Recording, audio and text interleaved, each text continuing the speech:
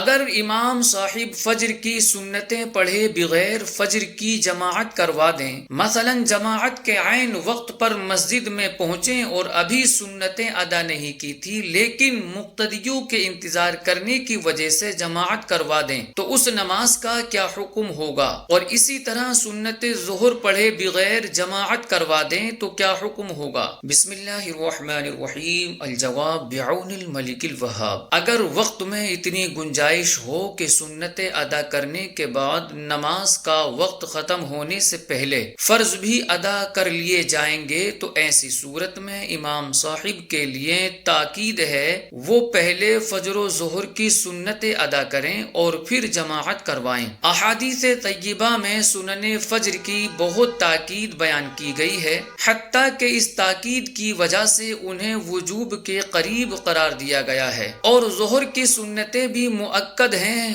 اور رہ جانے کی صورت میں اگرچہ فرض کے بعد پڑھنے کا حکم ہے لیکن ان کی ادائیگی کا اصل وقت فرض سے قبل ہی ہے، لہذا امام کو چاہیے کہ محض اس وجہ سے کہ جماعت میں تاخیر ہو جائے گی سنتیں قضا نہ کریں۔ البتہ اگر امام نے سنتیں ادا کیے بغیر جماعت کروا دی تو دیگر شرائط کی موجودگی میں نماز ادا ہو جائے گی۔ سنت فجر کے متعلق حضرت عائشہ رضی اللہ تعالی عنہا فرماتی ہیں کہ نبی کریم صلی اللہ تعالی علیہ وسلم جتنی نگہبانی سنت فجر کی فرماتے نوافل میں کسی اور کی نہ کرتے تھے۔ سنن ابو داود میں ہے نبی کریم صلی اللہ علیہ وآلہ وسلم نے فرمایا کہ فجر کی سنتیں نہ چھوڑو اگرچہ تم پر دشمنوں کے گھوڑے آ پڑیں۔ سنت فجر کے بعد سنن ظہر کی تاکید ہے۔ حضور اقدس صلی اللہ علیہ وآلہ وسلم کا ارشاد پاک ہے کہ ظہر سے پہلے 4 رکعتیں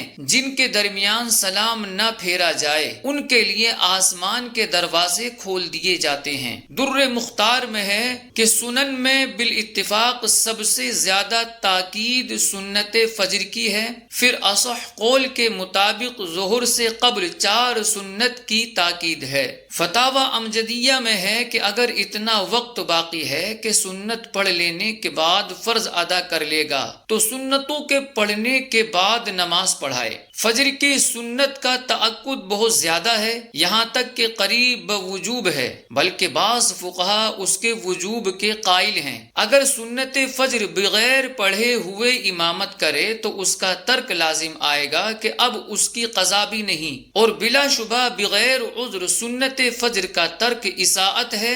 اور ظہر کی سنتیں اگرچہ بعد فرض پڑھ لے گا مگر بلا عذر اس کو اس کی جگہ سے ہٹانا بھی برا ہے کہ سنت قبلیہ میں اصل سنت یہی ہے کہ وہ فرض سے قبل پڑھی جائے۔